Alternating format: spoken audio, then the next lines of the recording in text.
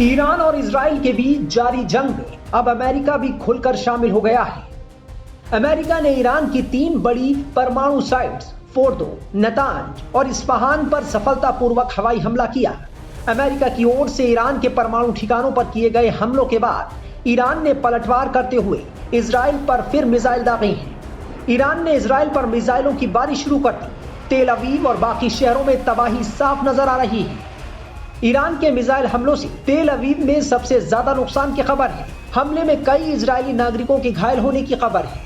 काफी ज्यादा एंटिसिपेटेड था कि जिस तरीके से अगर यूनाइटेड स्टेट्स इस जंग में घुसता है और ईरानियन जो न्यूक्लियर प्लांट है उस पर हमला होता है तो जाहिर सी बात है कि ईरानियों को कोई ऑप्शन नहीं होगा रिटेलिएशन करने के लिए। लेकिन हमें ये बात समझनी होगी कि तकरीबन 2000 किलोमीटर का फासला तय करना पड़ता है ईरानी मिसाइलों को तेल अवीव या हाइफा या जेरूसलम पहुंचने में, जो कि इजराइल में है। इस समय हम तेल अवीव में मौजूद हैं। आप देख सकती हैं यहाँ पे अभी कुछ ही देर पहले एक मिसाइल था जो इस समुंदर में लैंड किया, क्योंकि जीपीएस कोऑर्डिनेट्स के जरिए जो इजरायली फोर्सेस हैं उन लोकेशंस को चेंज कर दिए हैं। लेकिन सड़क की अगर हम बात करें बिल्कुल खाली है। संडे का दिन है। कल शबत था यहाँ पे। ये वो समय है जब लोग इबादत करते हैं, पूजा करते हैं, जूश लोग।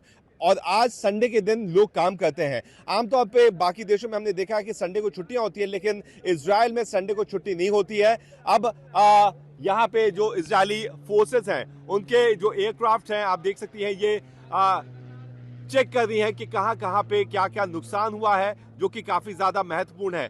जहां तक हमारी जानकारी है उसके मुताबिक जेरूसलम और हाइफा ये 2 जगह हैं जहां पे बैलिस्टिक मिसाइल गिरने की बात कही जा रही है। हालांकि तेल अवीव में कोई भी नुकसान की सूचना अभी तक नहीं हुई है। अब से कुछ ही देर पहले यहाँ पे काफी ज्यादा अफरा तफरी का माहौल था। लोग बंकरों की तरफ भाग रहे थे। हमने भी कोशिश की कि कुछ समय तक बंकर में रहे, क्योंकि इन बैलिस्टिक मिसाइलों का कोई भरोसा नहीं है। जिस तरीके से इजराइल डिफेंस फोर्सेस ने, जो एयर डिफेंस सिस्टम ने इससे पहले हुए हमलों में छोटी मोटी जो छोटी लॉन्ग शॉर्ट रेंज की जो मिसाइल्स होती हैं उनको जो यहाँ की एयर डिफेंस सिस्टम है उसने खत्म कर दिया था। लेकिन जो थ्वाट तक है, जो कि US based air defence system है, वो भी ज्यादा नहीं। एक बार फिर से अगर आप इजाजत दे तो मैं आपको तस्वीरों में दिखाऊंगा। ये तेल अवीव की तस्वीरें हैं जहां पे आसमान में इजरायली जो एयरक्राफ्ट्स हैं वो नजर आ रहे हैं। अमेरिका की ओर से ईरान के परमाणु ठिकानों पर हमले के बाद ईरान भड़का हुआ है।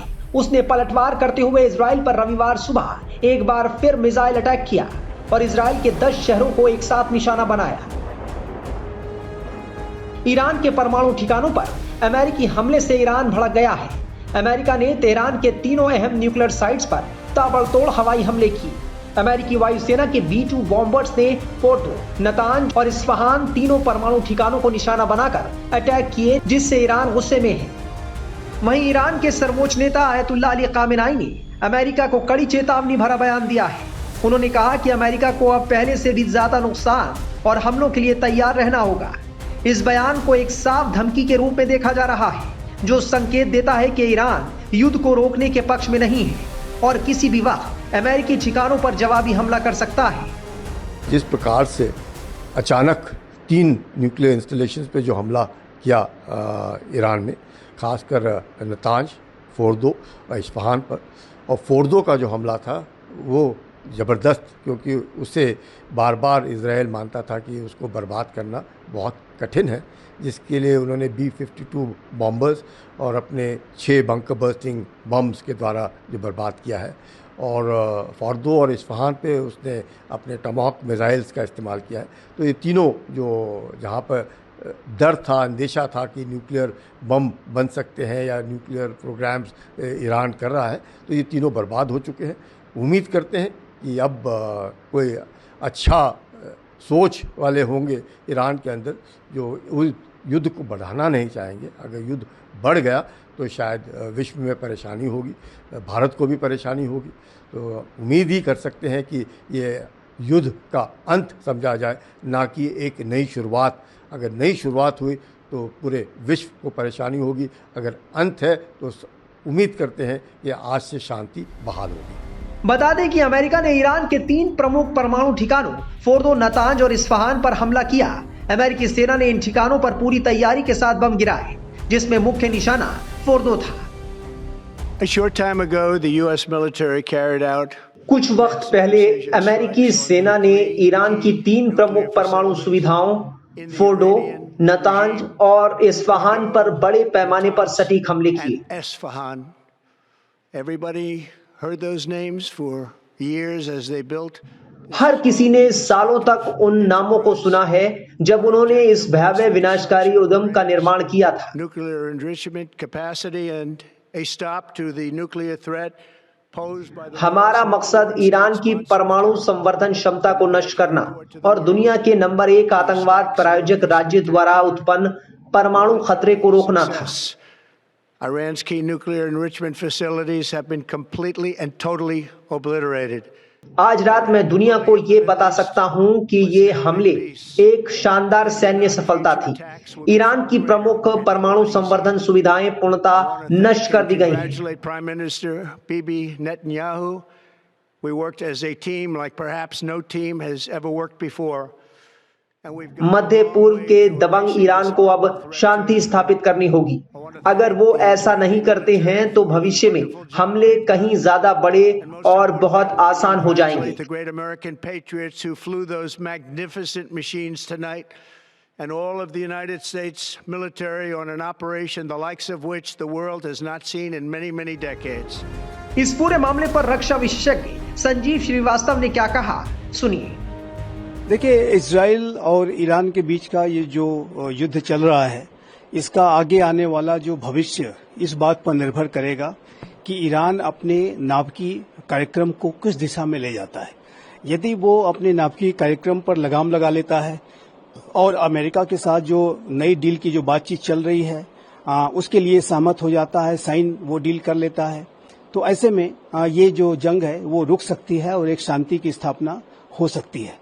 लेकिन यदि ईरान अपने नाभिकीय कार्यक्रम को और अधिक तेज गति से आगे बढ़ाता है, अपने यूरेनियम इनरिचमेंट के प्रोग्राम को तेज गति से आगे बढ़ाता है, तो ऐसे में आने वाले समय में न सिर्फ इजराइल बल्कि यूनाइटेड स्टेट्स ऑफ अमेरिका भी ईरान के जो न्यूक्लियर इंस्टॉलेशंस हैं उस पर कोई सीधी कार्रवाई कर सकता है और जो ईरान के जो डीप अंडरग्राउंड जो न्यूक्लियर फैसिलिटीज हैं उसको अमेरिका भी सीधे हमले के माध्यम से हिट कर सकता है। अमेरिका के पास वो कैपेबिलिटीज हैं जो अर्थ पेनिट्रेटिंग बंकर बस्टर बॉम्ब्स हैं वो अमेरिका इस्तेमाल करते हुए उन डीप अंडरग्राउंड फैसिलिटीज को हिट कर सकता है और उसे डिस्ट्रॉय कर सकता है। तो ये ईरान को के पास अभी भी स्पेस है और ईरान यदि अपने नाभिकीय कार्यक्रम पर रोक लगाता है तो ये जंग रुक सकती है। लेकिन अमेरिका और इजराइल इस बात को लेकर के संकल्पबद्ध हैं कि वो ईरान को न्यूक्लियर वेपन्स एक्वायर नहीं करने देंगे और इस दिशा में वो बड़ी से बड़ी कार्रवाई मिल करके भी कर सकते हैं। ऐसी संभावनाओं को रूल आउट नहीं किया जा सकता।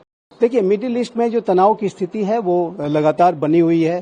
पहले से ही जो इजराइल और हमास के बीच का युद्ध है वो चल रहा था और ऐसे में अब ईरान और इजराइल के बीच का जो डायरेक्ट एक युद्ध शुरू हो गया है और यदि ये युद्ध फर्दर एस्केलेट करता है तो ये तनाव और अधिक बढ़ेगा और ये जो पूरा युद्ध है इसकी जो वर्तमान की स्थिति है उसमें जो विश्व के जो एनर्जी सप्लाई चेन्स हैं वो प्रभावित हो रहे हैं, जो ऑयल सप्लाई रूट्स हैं वो प्रभावित हो रहे हैं और यदि इस युद्ध का एस्केलेशन होता है, स्टेट ऑफ हॉर्मुज को यदि ईरान ब्लॉक कर देता है तो ऐसे में जो ऑयल सप्लाई रूट्स हैं वो गहरे तरीके से बाधित होंगे और ऐसे में जो पूरे विश्व के एनर्जी सप्लाई चेन्स पर इसका नकारात्मक असर पड़ेगा। तेल के जो दाम हैं वो और अधिक बढ़ेंगे।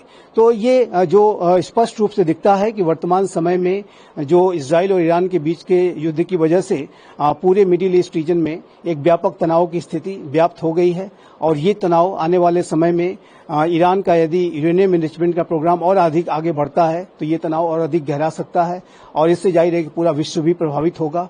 भारत तो इससे प्रभावित निसंदेह होगा ही। देखिए, इसमें कोई दो राय नहीं होना चाहिए कि इजराइल का जो अल्टीमेट लक्ष्य है वो ईरान में रिजीम चेंज को कराने का है, क्योंकि नेतन्याहू इस बात को मानते हैं कि जो ईरान की जो इस्लामिक रिजीम है वो पूरे इजराइल के अस्तित्व के लिए खतरा का कारण बन सकती है और जो ईरान में जो 1979 के इस्लामिक रिवॉल्यूशन के पहले जो शाह का शासन था उसके तरह से वहां पर वो शासन स्थापित करने की मंशा इजराइल भी रखता है और अमेरिका भी रखता है और दोनों ही इस बात को की कोशिश करते हैं कि ईरान में किस तरीके से ये जो इस्लामिक शासन है वो समाप्त हो, वहां पर लोग रिजीम चेंज करें, और इसके लिए दोनों प्रयास करते हैं। तो ये बेंजामिन नेतन्याहू का ये उसमें ये मानना है कि यदि सुप्रीम लीडर अयतुल्लाह खामनेई को एलिमिनेट कर दिया जाता है तो ऐसे में रिजीम चेंज को कराने में आसानी होगी। लेकिन ऐसी रिपोर्ट्स हैं कि डोनाल्ड ट्रंप ने ऐसे किसी भी प्लान पर इजराइल को एक्शन लेने से रोका है, क्योंकि इस समय अमेरिका और ईरान के बीच में एक न्यूक्लियर डील नेगोशिएट हो रही है, और यदि ये ईरान इसके लिए मान जाता है तो संभव है कि इजराइल को ऐसा किसी बड़े ऑपरेशन को करने में अमेरिका उसे गो हेड न दे और उसको इस पूरी प्रक्रिया करने से रोके।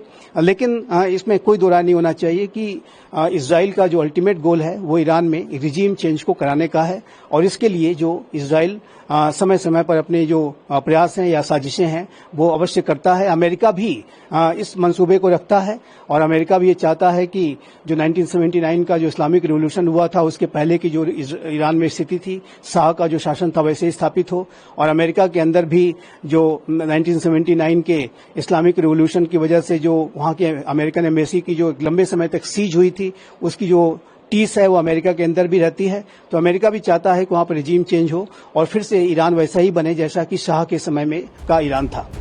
अमेरिका की जंग में कूदने के बाद इजराइल और ईरान में टकराव बढ़ता दिख रहा है। अब ये जंग कहां जाकर थमती है, ये बड़ा सवाल है। क्या ईरान का साथ देते हुए रूस और चीन भी इसमें कूदेंगे? क्या ईरान का कोई और मुल्क भी साथ देगा? क्या ईरान अमेरिका पर भी जवाबी हमला करेगा? फिलहाल अमेरिका की जंग में कूदने से माहौल और गर्मा गया है।